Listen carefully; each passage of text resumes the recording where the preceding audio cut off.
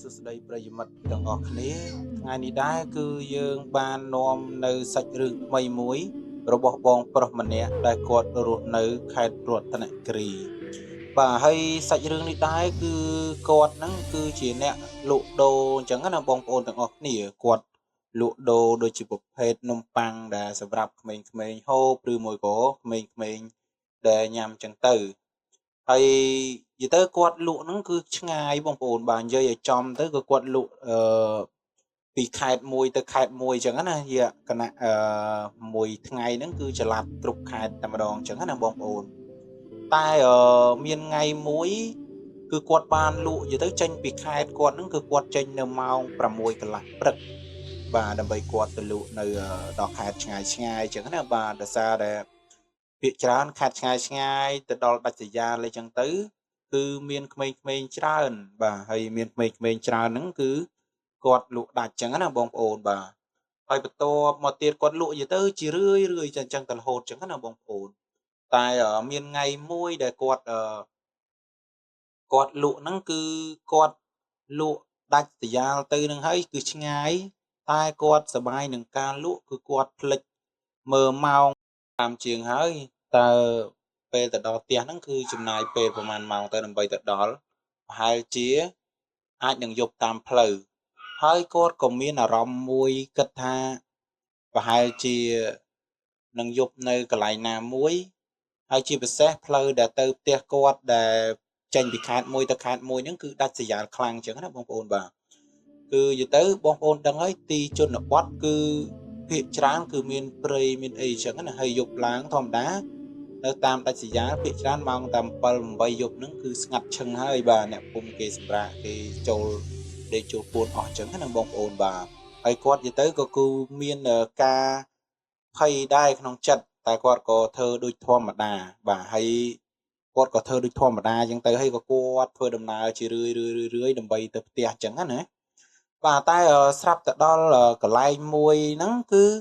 គាត់ហ្នឹងគឺបានម៉ូតូរបស់គាត់ហ្នឹងគឺបានបែកកង់អញ្ចឹងណាបងប្អូនបាទនិយាយទៅនិយាយកន្លែងនេះដូចជាយើងនិយាយបានថាមួយម៉ាត់គឺផអញ្ចឹងណាបាទគឺចៃដន្យដល់ថ្នាក់ហ្នឹងហើយតែកន្លែងហ្នឹងគឺពេលថ្ងៃឬមួយក៏ឲ្យតែយប់ឡើងហ្នឹងគឺតែងតាមានដូចជាថាគេនិយាយមួយម៉ាត់អបិយជំនឿគឺការមានភ្លើងហោះមានអីចឹងណាយប់ឡើងបាទគឺដូចជាអីព្រាយអាបអីចឹងទៅបាទតែចាស់ពីដើមគាត់និយាយហើយគឺការបែកកង់ហ្នឹងគឺគាត់អត់ដឹងថាបែកដោយសារអីទេតែហត់តែម្ដងកន្លែងហ្នឹងគឺបញ្ហាហ្នឹងគឺបែកកង់តែម្ដងហើយគាត់ហ្នឹងគឺមានអារម្មណ៍ភ័យតក់ស្លុតហ្នឹងខ្លាំងហ្មងបងប្អូនបាទតែគាត់ក៏អត់ដឹងមានការគិតបែបណាឬមួយក៏ត្រូវធ្វើបែបណាទេគឺគាត់មានតែបណ្ដើរម៉ូតូហ្នឹងដើម្បីទៅមុខទៀតដើម្បីទៅរកអ្នកភូមិដែលជួបផ្ទះជួបអីអ្នកភូមិហ្នឹងដើម្បីឲ្យគេជួយដូចជាបញ្ហាដូចជាសពខ្យល់ឬមួយក៏ប៉ះឬអីចឹងទៅបាទតែជាអកុសលបាទគឺការរំពឹងទុករបស់គាត់ហ្នឹងគឺអត់បានដូចអ្វីដែលគាត់គិតទុកចឹងណាបងប្អូនបាទគឺគាត់អូសកាន់តែឆ្ងាយទៅគឺគាត់មានអារម្មណ៍ថាមេឃគឺកាន់តែស្ងាត់ហើយគឺមានអារម្មណ៍ថាគឺស្ងាត់យកតែម្ដងបងប្អូនបាទហើយគាត់ក៏ចាប់ផ្ដើម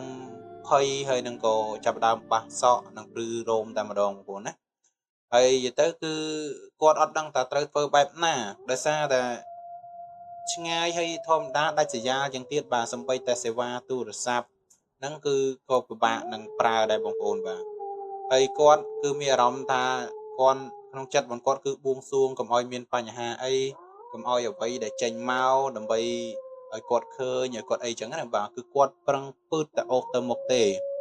ហើយរយៈពេលដូចជាយូរគួរសមដូចជាចូល1ម៉ោងជាងអញ្ចឹងណាបងប្អូនបាទគឺគាត់មានអារម្មណ៍ថាចាប់ផ្ដើមឮសំឡេងដែលភ្លេងដែលគេចាក់បាសអញ្ចឹងណាបងប្អូនបាទហើយបន្ទាប់មកទៀតគឺគាត់ព្យាយាមមុតកាន់តែលឿនដើម្បីឲ្យមកគាត់គិតថាប្រហែលជាមានផ្ទះអ្នកភូមិអីចឹងណាបងប្អូនបាទហើយការគិតទុករបស់គាត់ហ្នឹងគឺក៏ដូចអ្វីដែលគាត់ណាមែនបាទគឺមានផ្ទះដែលប្រជាពលរដ្ឋដូចជាអ្នកភូមិហ្នឹងគឺគាត់បានជប់លៀងអញ្ចឹងណាបងប្អូនបាទគឺគាត់បានជប់លៀងនៅ នៅភូមិមួយដែលគាត់អូសមកពីឆ្ងាយគួរសមដែរហើយបន្ទាប់មកទៀតហ្នឹងគឺគាត់ក៏សប្បាយចិត្តយ៉ាងខ្លាំងបងប្អូនណាសប្បាយមែនទែនតែម្ដងបងប្អូនបាទហើយបន្ទាប់មកទៀតហ្នឹងគឺគាត់បានចូលទៅដើម្បីសុំដូចជាអ្វីដែលគាត់ដែលអាចឲ្យអ្នកភូមិដែលជួយបានអញ្ចឹងណាបាទគឺដូចជាស្នប់ឬមួយក៏អាចនឹងប៉ះយ៉ាងអីយ៉ាងទៅបាទហើយនិយាយទៅគាត់ក៏ធូរក្នុងចិត្តធូរក្នុងបេះដូងខ្លាំងមែនទែនដែលគាត់ភ័យហើយធម្មតាបងប្អូនយើងមិនបាច់ថាគាត់ទេសំបីតែយើងខ្លួនឯងហ្នឹងសំបីតែពេលខ្លះទៅយើងដាច់សយាលជិះមិនបាច់ដល់យប់ទេតែពេលថ្ងៃឬមួយក៏ស្ងាត់គឺចាប់ផ្ដើមភ័យចាប់ផ្ដើមព្រួយហើយបងប្អូនណាយើងអត់ដឹងទេថានៅលើពិភពលោកយើងហ្នឹងមានស្អីខ្លះដែលយើងមើលមិនឃើញអញ្ចឹងណាបាទអាហ្នឹងគឺយើងគឺមើលអត់ឃើញតែគ្រាន់តែថាពេលខ្លះទៅគឺអាចធ្វើឲ្យយើងហ្នឹងភ័យខ្លាចអីចឹងដែរទៅបាទហើយបន្តមកទៀតហ្នឹងគឺគាត់បានចូលទៅរកអ្នកភូមិដែលគាត់បានជប់លៀងផឹកស៊ីចឹងទៅហើយក៏គាត់បាននិយាយរៀបរាប់ចឹងទៅហើយបាទហើយក៏គេបានជួយប៉ះកង់ប៉ះអីឲ្យគាត់ចឹងហើយក៏គាត់បានធូរចិត្តអីសុបាយចិត្តខ្លាំងមែនតើហើយបន្ទាប់មកទៀតហ្នឹងគឺគាត់បានអរគុណទៅដល់អ្នកភូមិនិងជាពលរដ្ឋនៅនឹងទាំងអស់អញ្ចឹងណាបាទគឺគាត់បានអរគុណហើយក៏គាត់បានរៀបចំខ្លួនហ្នឹងគឺធ្វើដំណើរទៅរយៈពេលដូចជាពេលហ្នឹងគាត់ថាប្រហែលជាខ្ទង់ម៉ោង9:20នាទីជាងបងប្អូនដូចជាម៉ោង9កន្លះដែលគាត់បានចេញពីនឹងអញ្ចឹងណាហើយក៏គាត់បានសួរនាំទៅគាត់ថាប្រហែលជាអាចជិះយ៉ាងយូរកន្លះម៉ោងទេគឺបានដល់ខេត្តដែលមានប្រជុំជនច្រើនអញ្ចឹងណាបាទហើយគឺមានភ្លើងរត់ភ្លើងអីដល់អញ្ចឹងទៅហើយគាត់ក៏សប្បាយចិត្តខ្លាំងហើយគាត់ក៏ព្យាយាមបញ្ញាប់ឆាប់ចេញទៅដើម្បីឲ្យឆាប់បានទៅដល់ទីប្រជុំជននឹងអញ្ចឹងណាបងប្អូនបាទហើយគាត់បានចេញទៅហើយក៏បានទៅដល់ខេត្តទៅដល់អីចឹងទៅគាត់ក៏បានសម្រាប់រកស្ថាគារអីសម្រាប់អញ្ចឹងណាបងប្អូនបាទដោយសារតែគាត់អត់អាចបន្តទៅទៀតបានទេដោយសារតែដីដែលគាត់នៅហ្នឹងគឺចូល200គីឡូអីជាងដែរអញ្ចឹងណាហើយបញ្ហាយប់កាន់តែជ្រៅអញ្ចឹងពេលអញ្ចឹងក៏គាត់កាន់តែខ្លាច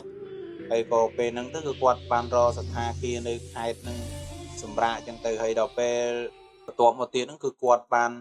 ទៅដល់ចូលមួយទឹកមួយអីហើយក៏បានមានសេវាអញ្ចឹងទៅគាត់ទៅទេប្រាប់អ្នកផ្ទះប្រពន្ធកូនគាត់អញ្ចឹងណាថាកុំភ័យកុំបារម្ភអីដោយសារគាត់មានបញ្ហាអីបែកកង់ចេះចុះអញ្ចឹងទៅហើយក៏គាត់បានសម្រាប់នៅខេត្តហើយព្រឹកឡើងបានគាត់បានចេញទៅវិញអីអញ្ចឹងណាបាទហើយនិយាយទៅសាច់រឿងរបស់យើងហ្នឹងគឺមានតែប៉ុណ្្នឹងទេហើយនេះគឺជាភាគទី1ហើយក៏ជាវីដេអូទី1ដែរដែលបងប្រុសបានគាត់នៅខាងមណ្ឌលគិរីអញ្ចឹងណាបងប្អូនបាទគឺគាត់ជួយចែករំលែកសាច់រឿងនេះហើយបងប្អូនពេញចិត្តនឹងចង់តាមស្ដាប់ឬមួយក៏ចង់ទស្សនានៅវីដេអូក្រោយចាំស្ដាប់អីចឹងបងប្អូនកុំភ្លេចជួយចុច like និង share និងជាវ subscribe ម្នាក់មួយផងហើយបងប្អូនណាដែលគាត់មានសាច់រឿងចង់ចែករំលែកមកកាន់យើងបាទបងប្អូនជួយតម្លាក់នៅក្នុង comment ក៏បានបងប្អូនអាចឆាតផ្ញើមកតាម Telegram ក៏បានអញ្ចឹងណាបាទហើយខ្ញុំបាទសូមអរគុណទៅដល់បងប្អូនទាំងអស់គ្នាហើយជួបខ្ញុំបាទអញ្ចឹងណានៅវីដេអូក្រោយអញ្ចឹងណាបងប្អូនទាំងអស់គ្នាបាទហើយសាច់រឿងរបស់យើងគឺមានតែប៉ុណ្្នឹងដោយសារតែវាអត់មានកន្លែងណាដែលត្រូវព្រឺព្រួយខ្លាំងទៀតទេគ្រាន់តែថាបងប្អូនសាកសម័យមើលសម័យទៅដល់កន្លែងដែលគាត់បែកកង់ម៉ូតូនៅដែលកន្លែងដែលអ្នកភូមិអ្នកអីដែលគេកំពុងតែខ្លាចកំពុងតែរអាអញ្ចឹងណាដែលសឹងថាយប់ឡើងគ្មានអ្នកណាដែលហ៊ានជិះកាត់ទេតែគាត់បែរជាមកបែកកង់នៅកន្លែងហ្នឹងទៅវិញបើសិនជាបងប្អូនសម័យមើលថាបើសិនតែពេលហ្នឹងណាហេតុការណ៍ហ្នឹងដែលយើងនៅជាប់នឹងហ្មងបងប្អូនខ្ញុំអត់ដឹងថាបងប្អូននឹងអាចបែបណាបើសិនតែយើងអត់ដល់ថ្នាក់បែកកង់អត់ដល់ថ្នាក់អូសកាត់ហ្នឹងក៏យើងមិនសូវអីដែរបើសិនតែត្រឹមតែមកយើងជិះកាត់ទៅបងប្អូនបាទអើយបងប្អូនហើយយើងសម័យយើងអត់ឃើញអញ្ចឹងណាបាទហើយខ្ញុំក៏ជាអ្នកនៅព្រៃភ្នំដែរគ្រាន់តែថាខ្ញុំក៏ធ្លាប់ជួបអារម្មណ៍បែបហ្នឹងដែរអញ្ចឹងណាបាទហើយជាចុងក្រោយបាទសូមអរគុណទាំងអស់គ្នាជួបខ្ញុំបាទនៅវីដេអូក្រោយ